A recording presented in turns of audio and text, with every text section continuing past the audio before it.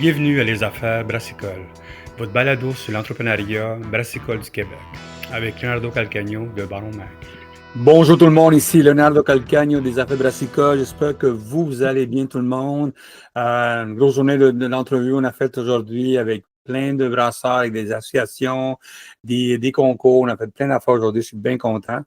Merci à tout le monde encore de vous abonner à Les Affaires Brassicoles, notre infolette, comme je disais tout le temps, a grossi tranquillement la section light puis la section payante.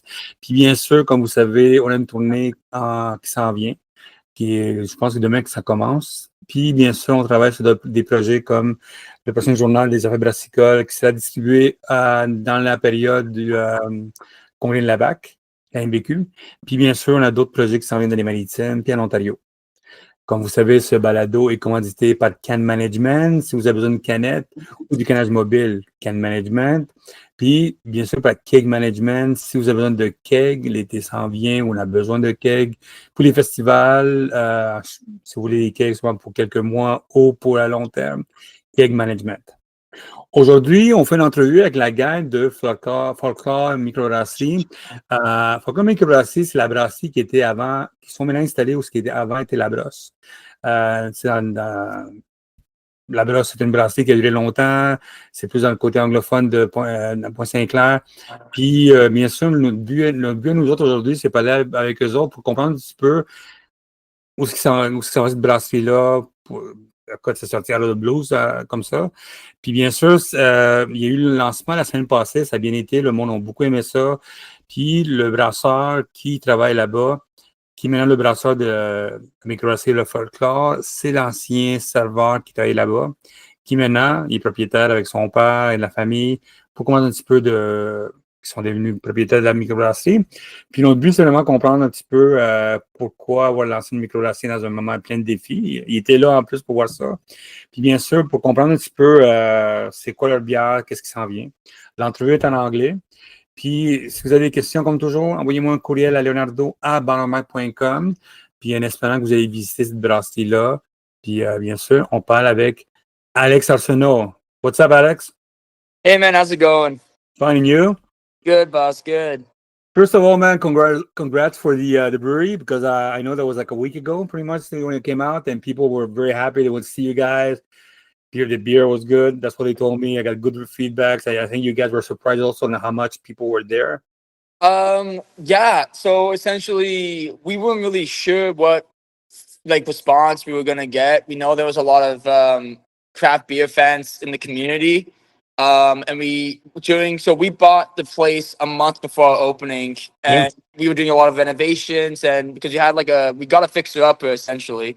So we're just, trying to fix a few things here and there, and people kept coming in and saying, "Oh, we can't wait for you guys to be open, But then when the time came, they definitely showed up, and it was a really nice surprise. We were packed from start to finish. It really made us happy. It was really nice. Is it people that from Labrosse before, like they were waiting for you to come in, or was it like new clientele, stuff like that?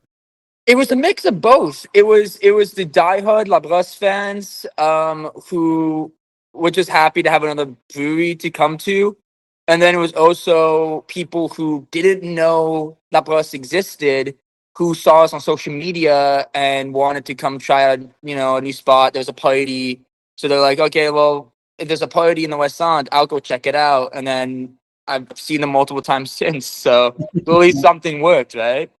So tell me, okay, before you used to work for Labrosse, you used to be the one of the buzz boy, let's say, on there.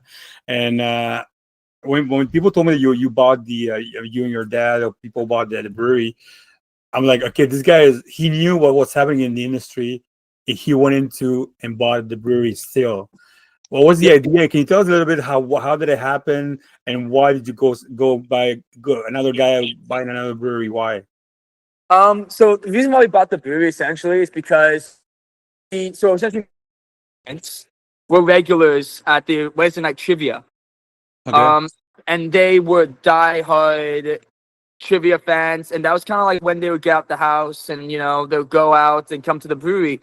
So when we heard they were closing, we were very upset for them, because we were like, oh, well, this is something they really enjoy. This is something that really, at some point, we wanted to do anyways. So it was kind of like a perfect situation where we buy all this equipment, we get this little brewery space with a previous clientele, a previous community, and a place where my grandparents feel comfortable to go to. So we kind of did it for the family, but also did it for the community. Okay. And you weren't worried about, opening a brewery in a time with the industry is going like in this transition right now? It did worry us a little bit because we were talking to a few of our friends who work at other breweries and worked at Labrosse and stuff, and they said kind of the same thing of like more breweries are closing than they are opening, right? And it is a worrying sight, but the reassurance that we got was one, we previously had a community already set up, right? So like people who were diehard Labrosse fans would come to our brewery and try our beer at least. And we knew that if we made a good product, people will come back, right? And so we really focused on beer first, make sure our product is good, make sure our product is consistent, make sure we have some sort of an identity and a theme with our beers, and the rest will come slowly. We weren't really worried about, all these other breweries that were closing because we had like our plan, and we knew exactly what we're going to get ourselves into. And so far so good. It's been a week, but so far it's looking pretty promising. That's good, man. So what kind of brewery are you? I mean, what kind of brewery are you? What can you give us like a little bit your background and what kind of beer do you guys kind of brew right now? So I currently am in the process of doing my master's at Siebel's Institute of Brewing Technology in Chicago. Mm-hmm. So I was at Concordia doing some schooling, and then I was, I just it didn't really sit with me. And what really got me into the space was I went to New Zealand and I hit Garage Project and Heyday in Wellington, and that was like a game changer for me. I was like, I thought beer all tastes the same, but you tell me there's different types of beer. Yeah. So then I really got into it, really started looking into it, realized I wanted to make the switch, really got into like, knowing the hops have different flavorings and the malts are different. And I really like taught myself and then went to school for it about the process. And for me, I like the process of it. Okay. So here, what we do mostly is we are big IPA enthusiasts. We love a good New England IPA, hazy IPA, freestyle hops, the kind of the crazy stuff that other brewers are doing. But what we enjoy is releasing something different. We're not shy to create something that could be a hit, could not, but only one way to find out, And the other brewers, Kevin and Dan, they were the same. They want to, experiment. They want to try some new things, and I think that's something that we're really looking forward to. And I want it to be kind of like a part of our identity of, you're gonna have good crushable beers, traditional beers, but at the same time, you can try something crazy here. So how many SKUs you guys have right now? Pardon? How many SKUs do you guys have right now? SKUs. Yeah, how many beers you guys have right Oh, now? how many beers? Right Yeah. now we have 7. Okay, that's good. Yeah, so we opened with 7. Opened with a double IPA. We opened with an IPA. We opened with the West Coast, an Irish dry stout with nitrogen, Nice. and English brown ale. I believe a fruited Berliner Weiss and a German Pilsner. Good. Yeah, I mean, right now online, and I'm checking your Bigfoot, your number 2 release. It looks like a heavy beer, man. Yeah, It's a lot. There's a lot of cider there, man. yeah. It's a lot. It's super. It's a sweet IPA. So that's good. Like, so we want to have our flagships where like the recurring themes, recurring beers. That is one of them. That is a beer that's going to be sticking around for a while. It's Citra Motueka Idaho 7. Obviously, we're going to maybe change the formula a little bit here and there, but it's going to be the same kind of hop bill, malt bill. But yeah, the Bigfoot is an interesting one because when we made it, it was one of the first beers we made, and it was one of the first beers our brewers have made in about a year, right? Good. So they haven't been in the scene for a year, and there were a few hiccups here and there, and we were like, we don't know. We're like, we just don't know how it's gonna be. We just don't know. It could be too sweet. It could be this. It could be that. But the response we've received has been so positive that for us it was really reassuring of like, okay, maybe we have something here, maybe we still got it, you know. And the Bigfoot was that big indicator for us that people were enjoying our stuff and willing to come in just to have it because we didn't can it. Dude, the So color is amazing. The color is very good, and that's only a picture. Live is going to be good. So tell me, the equipment that you guys have right now is the equipment from Labrosse, or you guys bought new equipment for that? it's the equipment from Labrosse. Okay. When Labrosse closed, essentially we got a deal on the equipment and we transferred the lease. So the equipment was already connected, already here. It was pretty much just some permit changes and we're ready to go. Because I've always been told it takes about 6 months to open a brewery, and we somehow did it in a month. If you're lucky, man. If you're lucky, if you don't have the permit, it takes longer. If it's Exactly. Christmas, if it's the summer, you're pretty much fucked. Pretty much. Yeah, exactly. We're very fortunate we were able to open as quickly as we did, but also right in time for the summer when you get patio season out, you know, and all that stuff. So Okay. So tell me, for people that don't know you, because first of all, you know, we don't know. I haven't tasted your beer yet, you know, but you know, if somebody hasn't tasted your beer, what kind of brewery are we supposed to go into? You besides you telling me, you know, we're big in IPA stuff like that. What kind of vibe philosophy behind the brewery? Because you guys are five. That's what you told. You guys are like 5 brewers. That's what you told me. we're 3 right now. Right now, okay. The kind of philosophy that we want to do is we want to be able to bring beer that anyone can have. So what we want is we want to have IPA. We want variety for everyone. So we have IPAs for IPA drinkers, blondes, lagers, pilsners for more of like this, you know, the generic drinkers that don't really know anything about beer. They can come and say, you know, what's closest to a Heineken or a Budweiser, and we'll have an option for them. People who like Guinness, we have a nitro stout. People who like the brown ales. We want to make sure we hit as many demographics as we can because we don't want anyone to feel excluded. We want people to come in and feel like they can have a drink and not look at the board and go, oh, well, they only have IPAs. I don't do that. We want something that everyone can enjoy. We want someone that we want to be a place with the philosophy that if you don't necessarily drink beer, you can try a variety of things and pick which one you like the most. You know, we don't want to be a one-trick pony kind of thing. You will be a niche market, okay? So tell me, are you guys, your strategy is more into tap rooms or also mostly on cans? We wanted to do mostly into the tap room. We want the tap room to be busy all the time. We want the tap room to be a place that the community can come to. You know, like what we wanted was people to go. Okay, I want the Bigfoot. I can go to these craft beer stores. What I want from the people is to turn around and go, I want a Bigfoot. I'm going to go get some cans at the brewery and have a drink while I'm there because I like the ambiance. I like the vibe. I like talking to the bartenders. I like the community that is there. I go and I see people I recognize. Okay. Right? That's what we wanted. We wanted something that was very communal. So what's the name? Can you tell us about the name? People got some weird stories why, but coming from you guys, why folklore?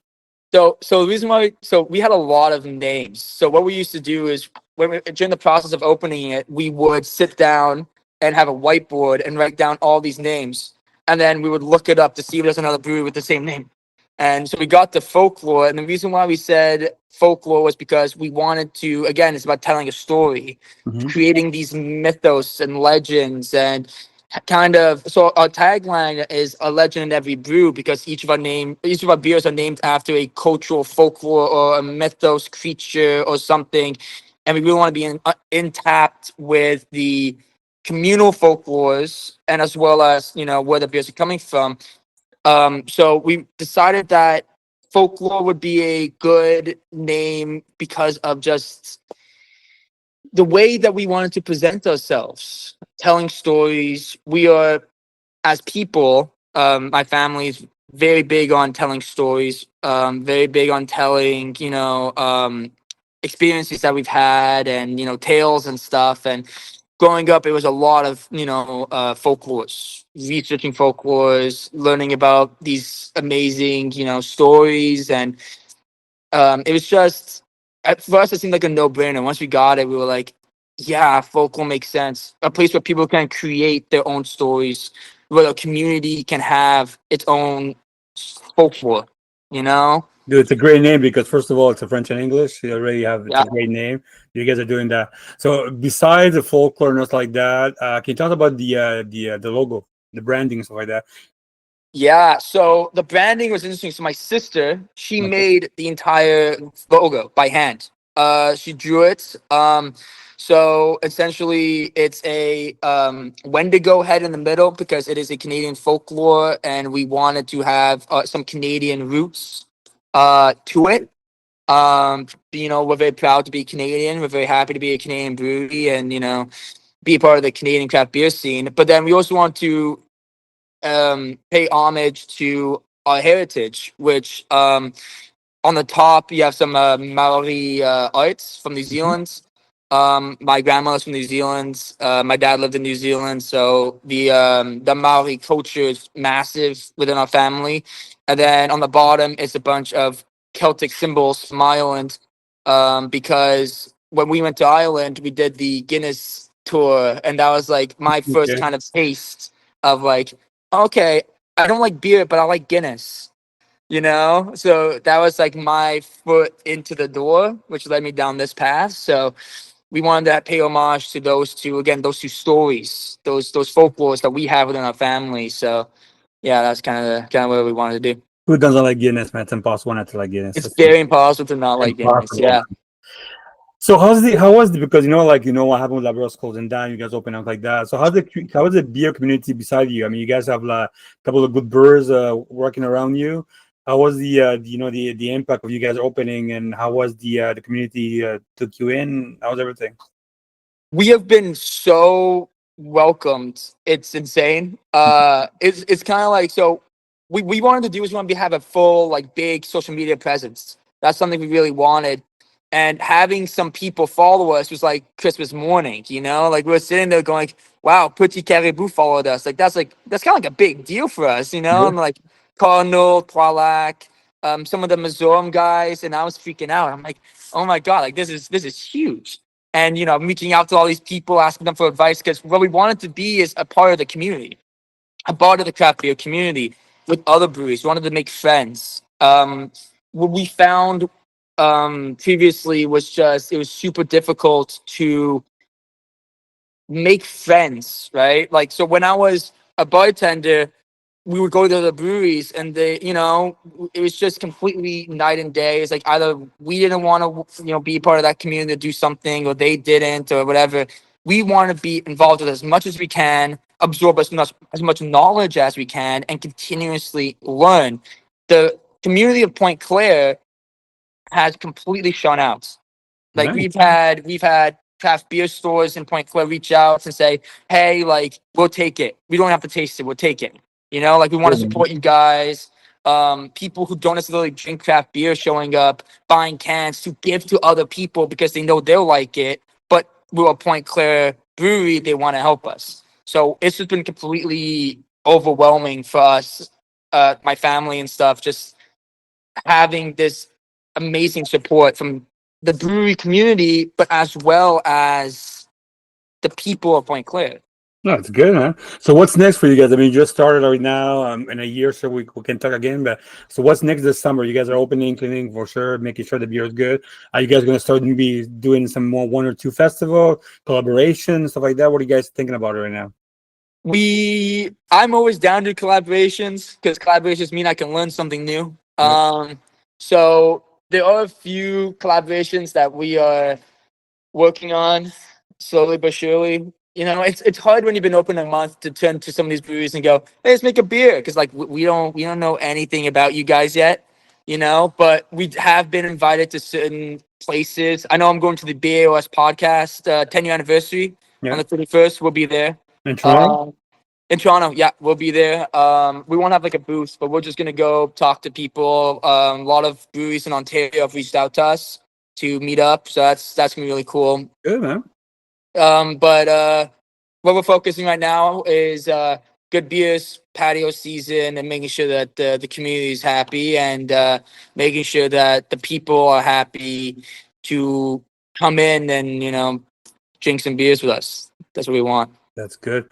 Well, dude, Godspeed. Hope you're having fun. Hope there's not many sleep this night right now, because I know It's a lot of work, man. You got to clean a lot of stuff like that. One of the questions I want to ask also is it kind of like hops stuff like that? Is it hops from New Zealand, more stuff like that? You guys doing more grains from here? What's your pretty much all your suppliers are? So right now, well, like again, we wanted to make as many friends as possible. So we want to, buy from everybody. There was my malt. So essentially, what we did today was we call it the tour. We hit almost every place. We hit Moo International today. Get some malts. We hit BSG today as well. Saw James and Elliot. Hops Connect with Chris and Yakima Chief with Luke. That's kind of like the main guys we go after. It's Gutman Labs as well for yeast, Foggy London. But we really want to focus on New Zealand hops. That is kind of what we want. We want to stick to, how do I put this? We want to, elbows up, man.